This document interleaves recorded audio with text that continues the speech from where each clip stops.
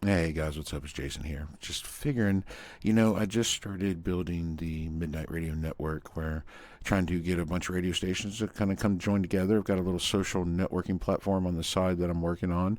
I would love to see that grow. So I figured kind of during this journey, I would start kind of giving new tutorials to help anybody who's thinking about broadcasting or someone who's new to the broadcasting portion of this. And, I'm just kind of a regular everyday guy. I'm not a genius at this. I'm not a very smart man, but, I've kind of had to fumble my way through it. And I've learned some small little trips and tips and tricks along the way. And I hope maybe I can pass those along and hope you found this useful. Um, I have nervously uninstalled everything audio wise for the most part just to go through the install with you. So hopefully this goes well. All right, everybody. So this is the start to any audio software setup, in my opinion, is VoiceMeter right here. And just I'm a website owner and advertiser myself.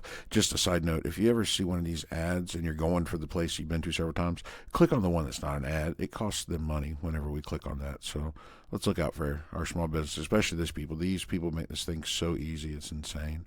Um, I am a proud supporter. I've paid for every piece of my software from here.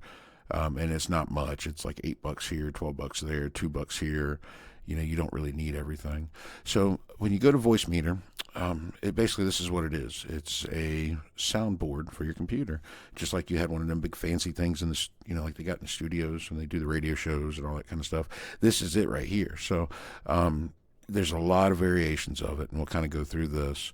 The virtual audio cable you see right here, this actually acts like exactly what it says, a virtual audio cable. So you can plug Windows Media Player into the soundboard on its separate channel. You know, so moving right along, this is I believe the original. I'm not a salesman for them. I don't know a whole lot about their history, but this looks. I'm pretty sure this is one of their original designs. And then they have banana. And what these are, let me explain this to you before we move on. Your hardware input, like the cable I was explaining just now, you would plug that into this one right here, and whatever software you were running on would play on this channel. So you can adjust, how you monitor it and how you broadcast it, and adjust the volumes and mix it all out to the final output. So this one right here has two inputs and one digital input. So you can do three softwares, three mics, whatever you want. And then you go up to the next level, which is banana, and you have three hardware inputs and then two digital inputs. So these actually kind of automatically pick up what's around you, or what's on your computer. I think I've not found a way to manually go in here and assign these spots there. I think it's just designed to kind of pick up the desktop audio in one shape or form, but it kind of assigns a channel so it's still mixable. With this version, you get this tape up here, and this thing does a lot actually. You can record your shows through it. It'll record the direct feed. You can go through your options up here and tell it what channels to record, what channels not to. You can do a lot of stuff with it. So that's a good feature when they did this upgrade. And then you have Potato, and this is the one that I learned on. It's not as intimidating as it seems. The reason I really like this is because you see that program list right there. It tells you what software is assigned to the digital channel, so you can kind of better well mix it.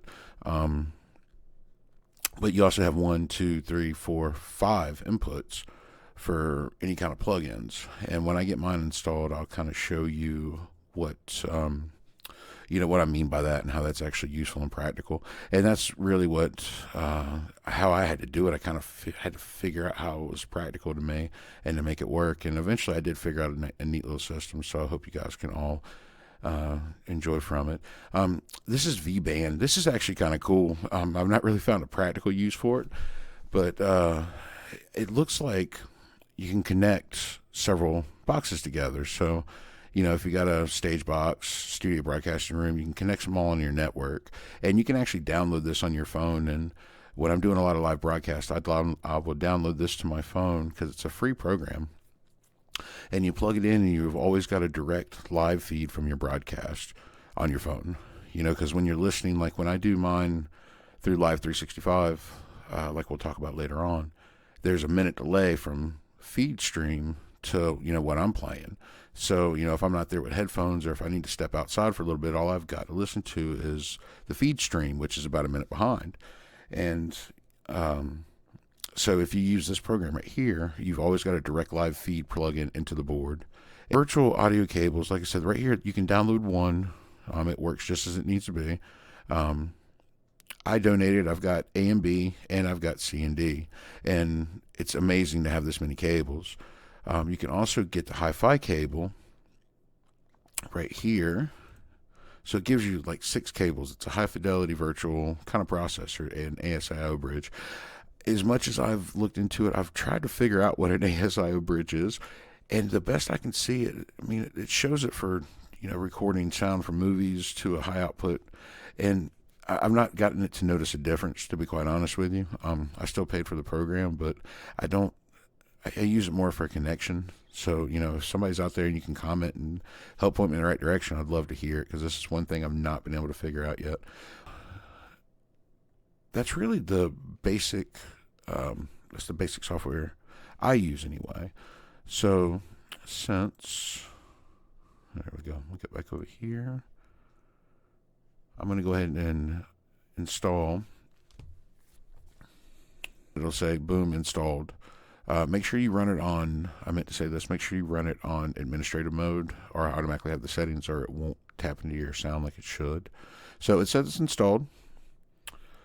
We'll go pull it up. All right, guys, so I'm figuring I'll go ahead and just kind of describe the board again to you. I know we kind of described it a little bit earlier, but you can kind of see it work here. I actually have mine set to a MIDI controller that I can operate. So, the volume goes down, and it's probably not going to affect the recording because I had my recorder set to this microphone input only, so that it wouldn't be bothered. But so this is, if you're listening to this feed, that's where my microphone is right there. My USB Focusrite is right there. So there's your sounds. And my cable B output, I can't tell you what it is. If I told you, then I would have to kill you. But hopefully it doesn't pop up on the main. And it did. No, wait, it's black. You can't see it.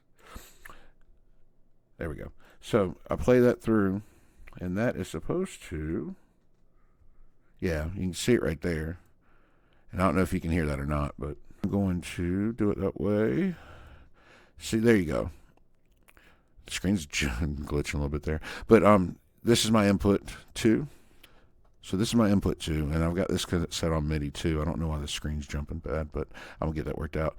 But, you can up and control the things like that. You can mute them as well if you're using a MIDI control pad. Very easy setup. I'll go over all that. Blah, blah, blah, blah. It's kind of weird. The screen's jumping. But there we go. See how we kind of have all the control over everything.